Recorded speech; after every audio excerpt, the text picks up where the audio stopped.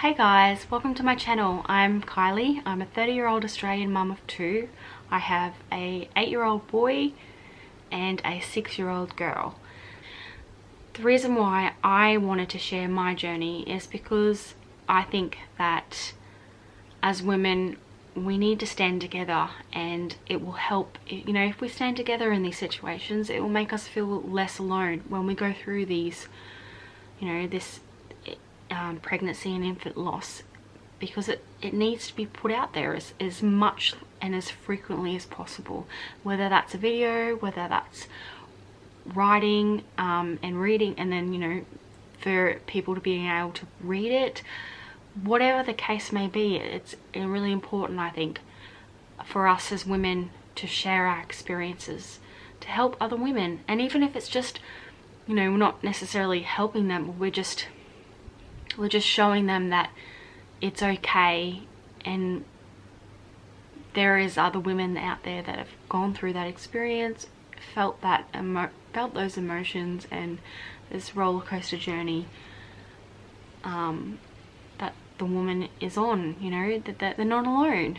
And I know when I watched YouTube and watched these videos, I purposely watched some of the, like, I purposely searched for these kind of videos because I found comfort in knowing that, like I said, other women have gone through the experience that I was going through, and I also found it comforting to be able to I found it comforting because I also found it a way to express my emotion, and whether that was to cry or just be able to relate or whatever the case may be, I just felt like it was a tool to help me release that emotion. So I really hope that this helps you if you've come across this video in any way, like even if it's just to help release that emotion or help you feel that emotion. Yeah, so if you're interested, I hope you keep watching and I will dive straight into it. So I'll just give you a quick background story. Like I said, I'm 30 years old, so this miscarriage that I went through, it happened when I was 29 years old in September of 2017. So I have two kids. I had my first child, me and my husband had our first child when we in our early 20s, so I was 21, almost 22, and then I had my daughter when I was 24, almost 25. No, I had my daughter when I was 23, almost 24, I think. So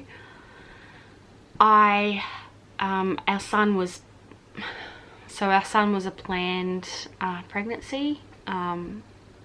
We didn't have any issues, any problems with that, really. Getting pregnant wasn't an issue. Like, it still took us about, I think, 10 months to get pregnant, because some months we were like, oh, use protection, other months we were like, not. So it was kind of like, you know, a bit up and down, but in all it took about 10 months, I suppose, from us trying.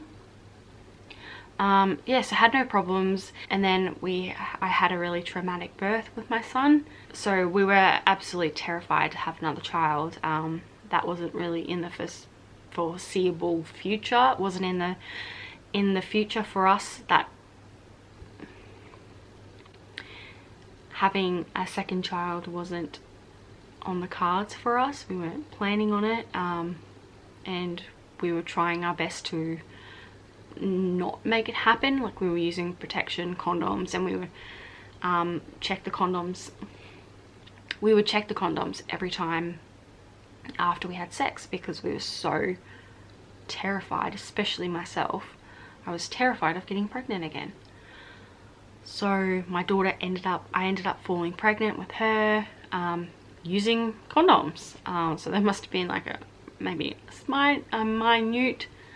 a minute little hole, but obviously it was enough for her to come through. And yeah, so everything went really well with her. I had an elective C-section, no problems. And then, you know, I guess we were in our early 20s, we were pretty much done. We didn't want to have another child. We had our boy, we had our girl.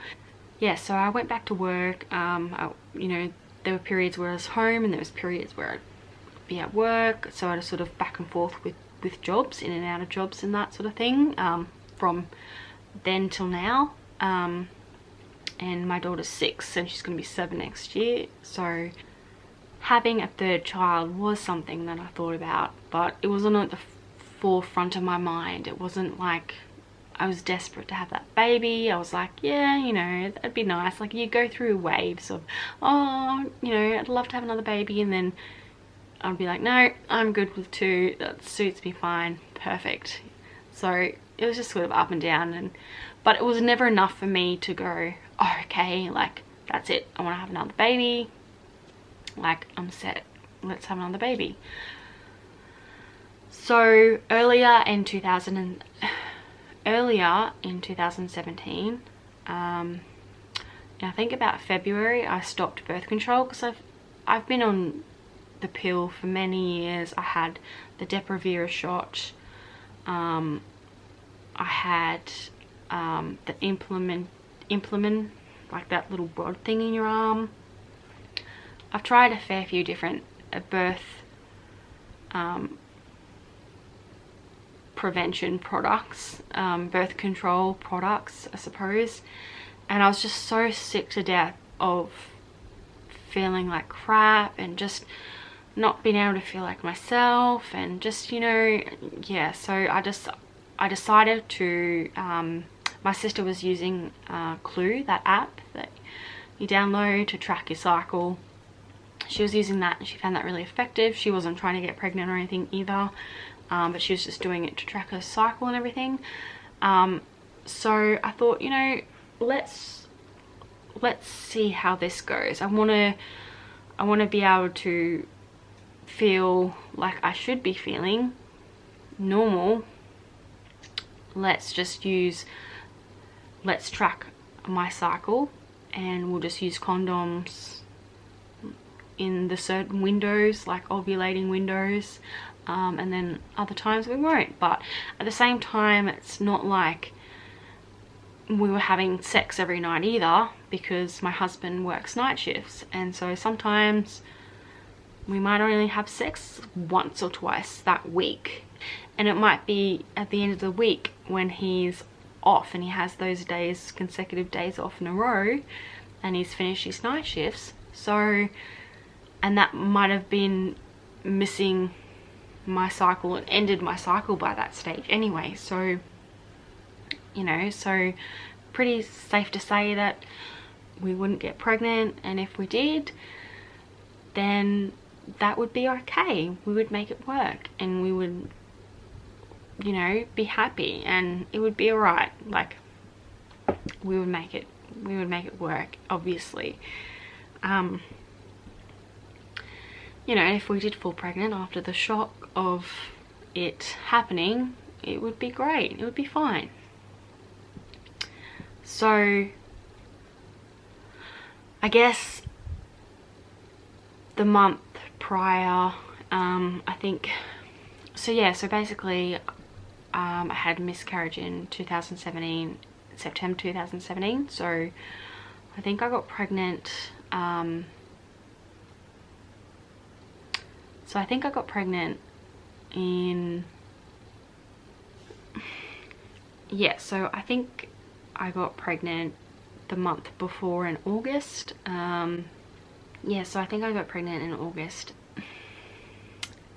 Yeah, so we obviously had sex a bit. Yeah, so we had sex, obviously. I think it was like before Troy, we sort of got that quickie in there, before hubby had to go to work that night. So I guess we were a bit reckless. I didn't think I was ovulating then. I don't know whatever. And it might have not thought, oh, okay, like it would happen. I don't know. So I did fall pregnant, and I had no idea I was pregnant. I had the sore boobs. I had, you know, I don't really remember. To be honest, I don't really remember a lot of signs other than me having really sore boobs. But I thought, well, I get sore boobs before my period, and then sometimes around ovulating and whatever, like, you know. So I thought, I'm just really late. I'm just late for my period. And so it was a few days later, and I decided to do a test because my period had still not come. And I was like, well, I better just make sure. And thinking it wasn't positive. Yeah, so I took the test, and to my absolute amazement, and I was in complete shock, I was pregnant. It had 2 lines, and it was obviously very strong, dark lines. Yeah, so I'm not gonna lie, I was really shocked. I could not believe I was pregnant, and so I couldn't believe I was pregnant. I was so shocked, and I had so many different waves of emotion and thoughts in my head about it and all that kind of thing, because I was like, what? I have an 8-year-old and a 6-year-old, and I mean, I had a 5-year-old and a 7-year-old at the time. Was it 7? No. I had a 5-year-old and a 7-year-old, so I was like, oh my gosh, like that's a massive gap. I had waves of emotion and so many thoughts running through my head. You know, one being I had a 5-year-old and a 7-year-old at a time. That's a pretty big gap. Anyway, so I, you know, rang my mom and my sister, and they really helped sort of make me feel a little bit more comfort towards the idea, and start to get me to like, oh, I don't know. Yeah, so, you know, talking to my mum and my sister was really comforting, because they said a lot of things to me that helped me put things in perspective, and how good this would be. And this is exciting. It was just that I was so clogged up by fear and just a wave of emotion. So yeah, so I started to become, in the days following, like the next day and the day after that, I started to get like really look forward to it. And as you do as a woman, you sort of think about the future and everything. And I even told the kids and told them I was pregnant, and the look on their faces, and they were like, I won't forget that moment that I told the kids, and they were just like so happy, and they just had the biggest smiles on their faces, and they were just like laughing with happiness, and like they were like, oh my gosh, like they was just so happy. And so yeah, so I think that was one thing that was really hard to come to terms with when I went through the miscarriage. It was that fact that the kids were so happy about it. So on Sunday morning, I think that'd been like, so basically I was almost 6 weeks by Sunday. By Sunday morning, I think I was like a couple days off being 6 weeks. So on Sunday, Joy cooked me breakfast, and I had it in bed and all that, and this is just a pretty cruisy, lazy Sunday morning. And then I think I think about like I think about like 10 o'clock or something like that, I started to get these sort of like mild cramps. And I thought, I was sort of, I don't know why, but I sort of started to have these thoughts of, what if this is like a ectopic pregnancy? I don't know why, but I guess that's my irrational thinking I had at the time. And I suppose one thing why I was thinking that was because I had the cramping, but it was just on my right side. It wasn't on, like, you know how normally with period pain you have it in your uterus or whatever, but you have it on both sides, you know, like obviously because the lining is like shredding. Yeah, so I just literally had the pain. I started to get the cramping pain just on my right side. And it just sort of like started to slowly eventuate in like a higher level pain of cramping, just like your period, you know, kind of like starts off gradual and then sort of picks up. So yeah, so I had that, and then I was like, oh, you know, I sort of like, oh gosh, I think I'm gonna need to take some like Panadol, Nurofen soon or something, because it's getting cramp. Like, I don't understand. But then I thought, you know, I had other thoughts where I thought it was just, you know, I don't know, like, because I have irritable bowel syndrome, so I thought it might have been something to do with that, or it's just, I don't know. But then I also had thoughts of, what if this is a ectopic pregnancy? And I actually was like googling ectopic pregnancies, which is crazy to me, you know. So anyway, I then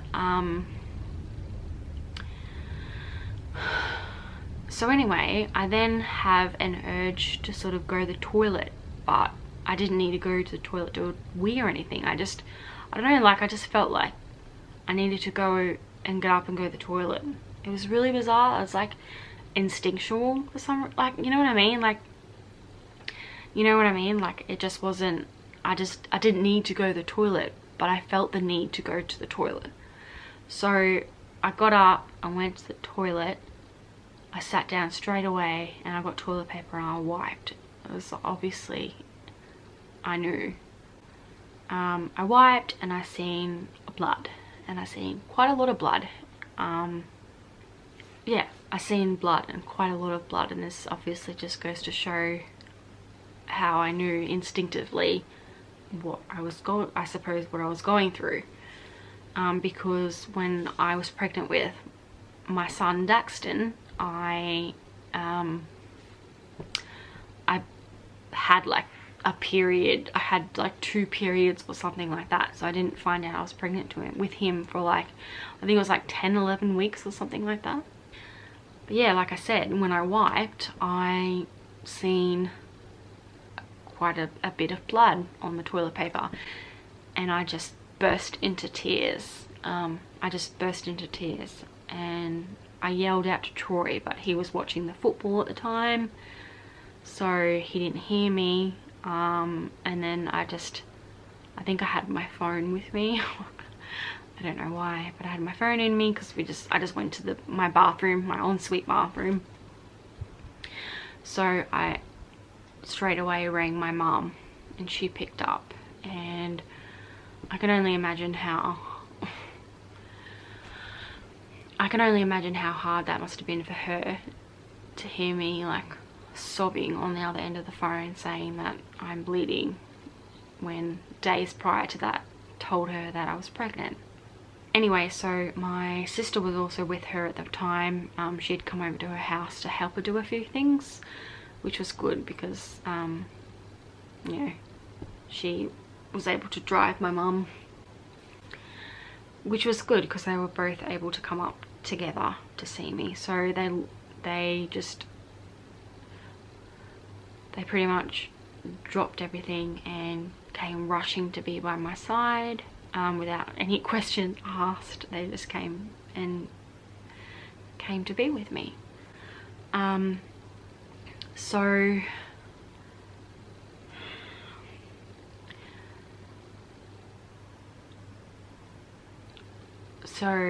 I just kept bleeding, and I didn't have any pads or anything, and obviously wasn't going to use a tampon or anything like that. So yeah, so I just kept bleeding, and had to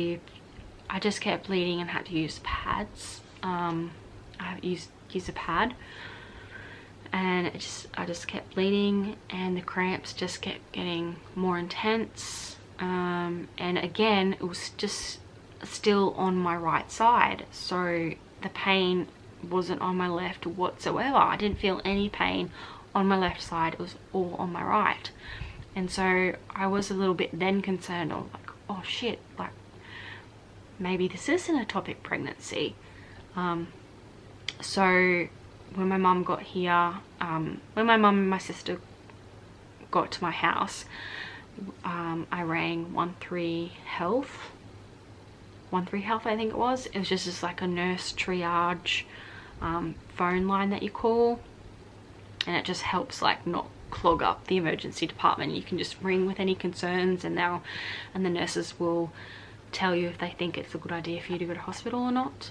So anyway, I rang and said everything, all the symptoms, whatever, and she said, okay, I think it's probably best that you do go in the hospital, go to the emergency department and get checked out. So I then I then went with my mum and my sister to the emergency department, and Troy stayed home with the kids. You know, I kind of wanted my mum to come with me and to be by my side, because I love my husband, don't get me wrong, but I love my husband more than anything, and he's my best friend, but at the same time I just wanted my mum there. She had been through multiple different miscarriages, and I just in times like that, when you're going through, I suppose, a female situation like that, sometimes you just need your mum, and I needed my mum and my sister.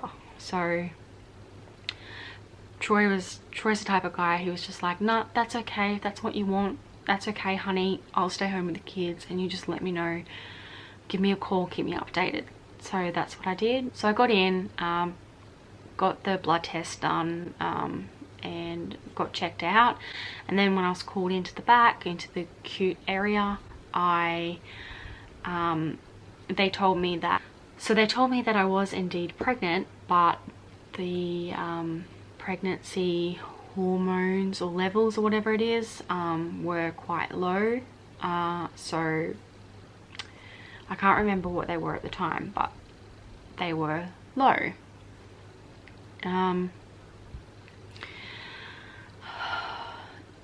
So they were concerned that it was an ectopic pregnancy as well, so they had to, like, I had to get a scan done. Obviously they couldn't see anything because I was only like almost 6 weeks, so they couldn't see anything by, you know, doing a normal sort of, you know, bladder scan sort of scan. So they had to do the internal one with the big rod, which I was taken away to the CT or scan X-ray area, and I had the scan done, and they pumped me with IV fluid, so that obviously they could fill up my bladder with water, so they could see my uterus and everything properly. So I was busting to go to the toilet, and then after I was allowed to go to the bathroom, I then had like released the second part of the miscarriage stuff that you release, I suppose. And I forgot to mention also, while I was in the waiting room, I went to the bathroom and I released the first little part that I released, which obviously you could tell it was miscarriage. And I'm not gonna, I took a picture of it and I showed my mom because I wanted to see if that's what it was. And she's not like grossed out by that stuff or anything like that. She watched me give birth. So, and if I'm obviously not going to show it, but if you want to see that and you're curious like I was, then just Google it. Just Google it and you'll be able to see it there. So yeah, so that was the first time when I was in the waiting room. I went to the bathroom, I lost the first bit of it, and then when they took me back to the acute area and put me, you know, I was on the bed and they put the IV fluids in, and then I went to have the scan. After I was able to release my bladder, then I released a second part of it. But when I was in the scan, the doctor did tell me that I didn't have an ectopic pregnancy, and that it was just more likely, it was just likely that it was just a normal like miscarriage. But then he also did tell me that I had a very interesting shaped uterus, and he hadn't seen that for a while, which is crazy to me. And he finds that really interesting, apparently. He didn't have the best bedside manner, I can tell you. But anyway, so he told me that I have like a heart-shaped uterus. So, you know, I think uterus is sort of like rounded, or, you know, whatever. And then I had like, mine was sort of had that ridge in it, so it sort of like dropped a bit. It wasn't like, it wasn't a massive amount. Like if you Google it, you can see some women's, it comes down so far that it looks like, almost looks like two separate uteruses, which obviously mine doesn't, but mine comes down enough that it's sort of, they call it like the heart-shaped uterus, which is crazy to me because I've had 2 children and I've never been told this ever. I tried to Google this and I couldn't get that information. Have I always had that, but they didn't tell me, or they didn't know? I don't know. So yeah, so I basically, yeah, so that was it. And then they gave me a referral, discharged me from the emergency department, and they gave me a referral to see the early pregnancy loss like clinic or whatever it was, and that the lady would bring me from there, and she would let me come, like she would ring me and make an appointment for me to get me to come in and check my bloods again, just to make sure that the levels were dropping, because they weren't dropped enough. I think they were quite low. I think, I can't remember exactly, but I think they were, I don't know, I think they were low enough that they were concerned. It was, I think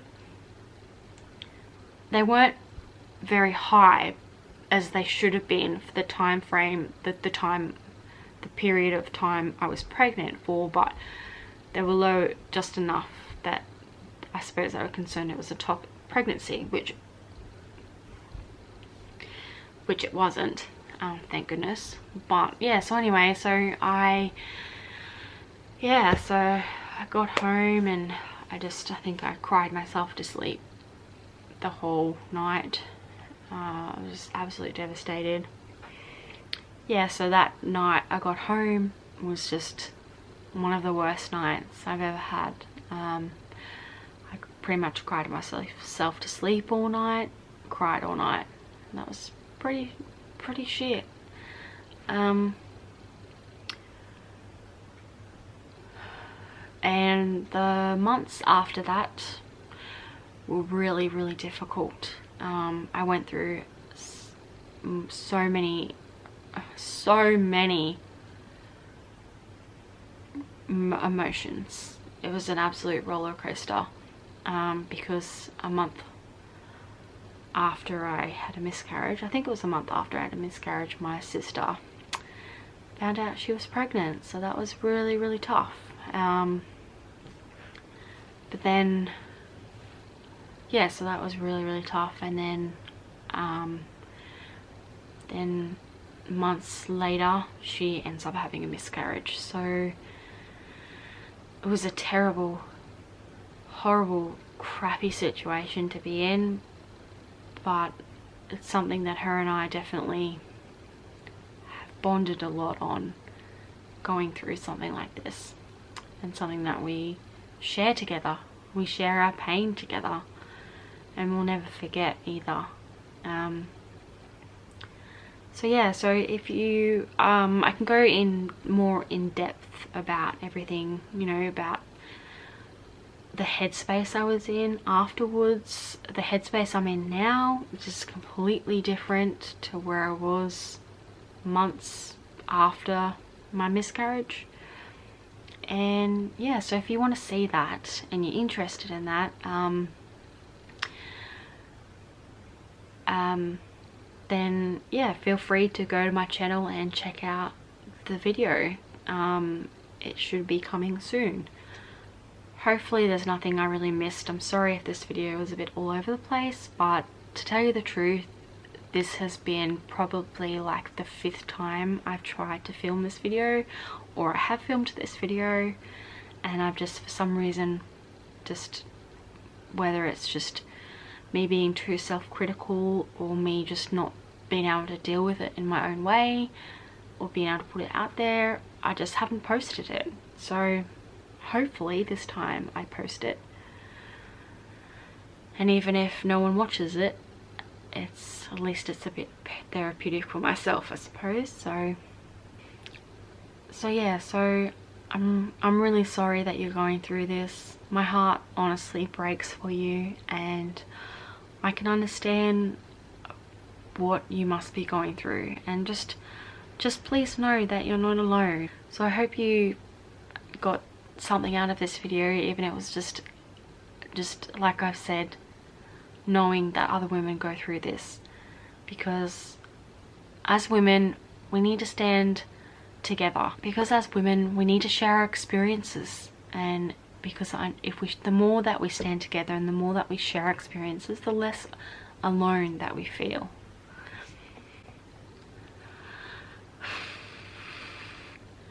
Thanks for watching, and I hope to see you in my next video. Bye.